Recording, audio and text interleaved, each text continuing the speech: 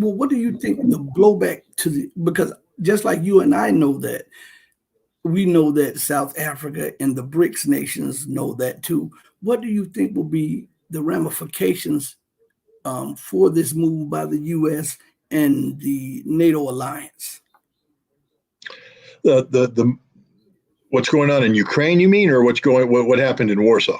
Both. What just happened with Ramaphosa's security detail and the uptick in escalation in Ukraine. Well, I mean, what happened to the president of South Africa's security detail is just part and parcel of the overall arrogance that exists with the United States and its allies. I mean, after all, we are promoting the rules-based international order, which are rules written by us for our own benefit at the expense of everybody else. And yet we want the whole world to agree with us that these rules must be in place because they've been in place and they can't change because we're America and we say so. And the rest of the world's going, but these rules suck.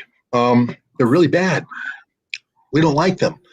Oh, you want to hold us hostage to the International Monetary Fund, and that's the only place we can lend it, like you're the only bank in town? Do you remember that movie, It's a Wonderful Life, Jimmy Stewart? Yeah. And they have, Jimmy Stewart has a savings and loans, and then there's this other bank out there that runs everything. The world we live in today is the nightmare scenario where that other bank is the only bank, and everybody has to go to them for loans, so rates can be set, conditions can be set, and it owns the world. BRICS has decided that they don't like that. So BRICS is actually the modern day version of Jimmy Stewart, setting up a savings and loans, a trust, and everybody can come in and there's fair deals and you can build homes and not worry about losing everything. And it's all wonderful, wonderful, wonderful. And what does the racist bank do when they see that? They see destroy Jimmy Stewart's bank. So what we're seeing today is sort of a modern day version of the morality play of It's a Wonderful Life. BRICS is the good guys. They're out there saying, we're not happy with the bad guys, this bank that's trying to destroy everything, control everything with bad rules, bad deals, everything. We want good deals. We want to be fair, etc. And the bad guys are trying to destroy them. And that's what we saw with the hassling of the presidential security guard. Also, the United States is starting to panic about this because one of the things that's happening with BRICS, I mean, let's just think about what just happened. The Saudi Arabians say they want to join BRICS, which is an economic forum, by the way. So we're saying that one of the world's largest oil producers wants to join BRICS, bring their economy into the BRICS economy. That's pretty cool. But at the same time, you have this nation called Iran. They want to join BRICS too. And Iran's one of the largest energy producers in the world. And so you have Saudi Arabia and Iran saying, we want to be part of this economic forum. Here's the problem. Saudi Arabia used to be America's little boy. Basically, America could call up Saudi Arabia and say, hey, remember that oil infrastructure we helped you build? Remember we said overproduce it, get a lot more production capacity. It's going to cost you billions of dollars.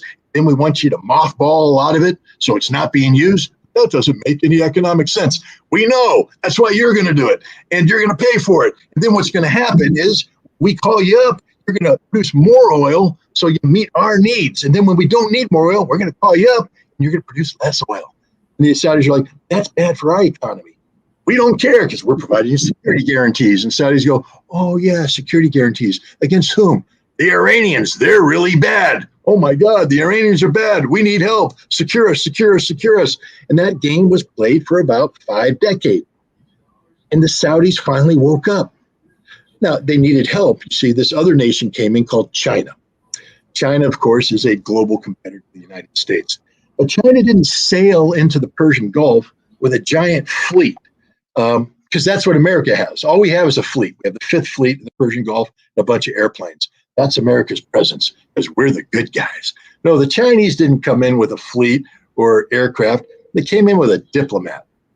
What's that, you might ask? We don't know in America anymore because we don't practice diplomacy.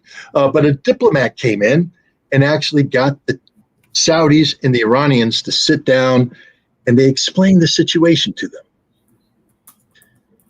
The world needs peace. Saudi Arabia, you have a vision for 2030, where you want Saudi Arabia to be.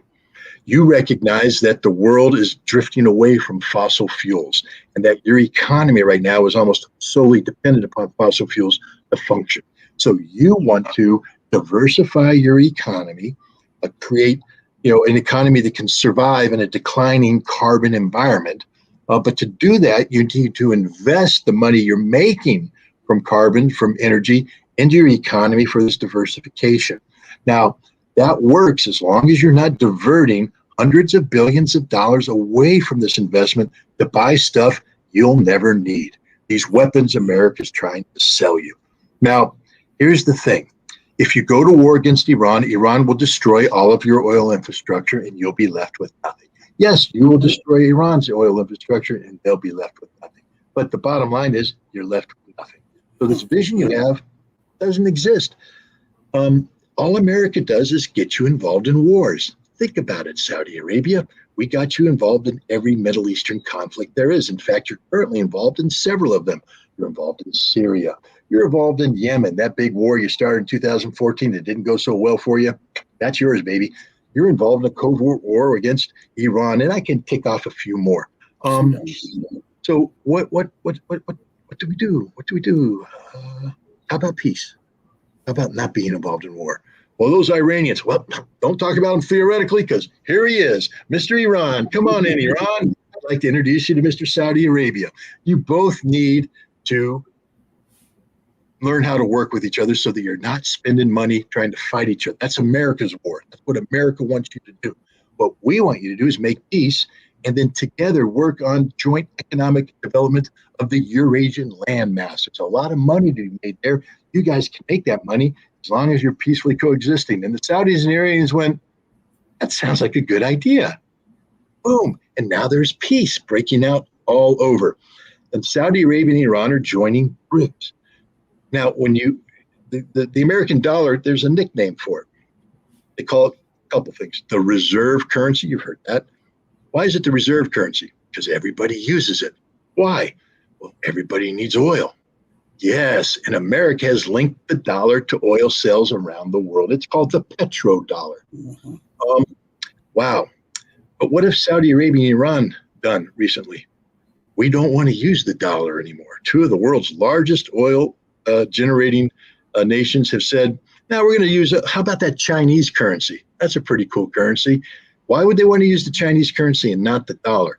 Well, one, when you use the dollar, that means all trade is done in the dollars. So the first thing is you build up what are called your reserve currencies. And so you're going to go, because my money can't all be in, if I'm a Saudi, my money can't all be in Riyadh. Because when I call up the Brits to sell oil, they got to wait for the money to ship. No. So what we do is we deposit money all over the world in different banks. And it's there so that when you do a contract, that bank there can immediately transfer the money over. It's all done. Boom. And there are billions of dollars out there. But the Saudis just saw the United States seize $600 billion worth of Russia's sovereign wealth that was deposited around the world. Now, that's called theft. There's no legal justification for it. We just did it because we wanted to do it. And the Saudis are going, wait a minute, but if we irritate America, are they going to seize our sovereign wealth fund? And the answer is yes, of course they will. The Saudis went, well, that's not a future we like. The other thing, Senator Marco Rubio was the biggest help here. You know, that wonderful senator from the state of Florida, the smartest man on the planet. But anyways, he was talking about Brazil, because Brazil just had an economic meeting with the Chinese, and the Brazilian president, the new president, Lula, came out and said, you know, we need to dump the dollar. Basically, we have to start doing transactions using the yuan and using rubles, using anything but the dollar, because the dollar sucks. And Rubio said, they can't do that. You see, if the Brazilians start doing transactions in non-dollar denominations, then we can't control their economy. We can't sanction them. And this is an honest to God quote. I'm not making it up. I know it sounds like a Saturday Night Live skit, and it should be, because Rubio is a comedian, but it's the truth. He said it. And that's really, he gave away the farm on how America views the world. If we don't believe in fair trade, we don't believe in fair anything. if you do something we don't like, we sanction you because everybody uses the dollar. And we've also created this system called SWIFT, which allows banks to interact with each other. It's a communication system that allows for ease of transfers. And because everybody uses the dollar and everybody uses SWIFT, let's say I'm country X and you're country Y, and we don't even know the United States.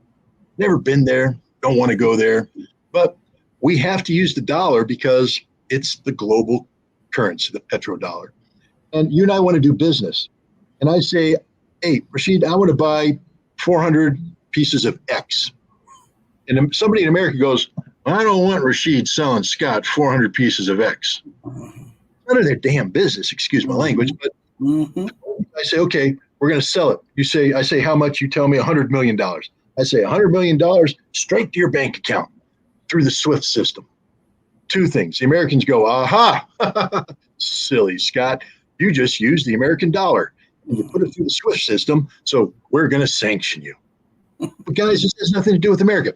It does now because you use the dollar and you use the SWIFT system. We're going to sanction you. That's how America works. We stick our nose where it doesn't belong. We try to influence everybody by intimidating them, by sanctioning them, by dominating them. And the world's finished with that. They're done with it. And so Saudi Arabia, Iran, and everybody else is running to BRICS. And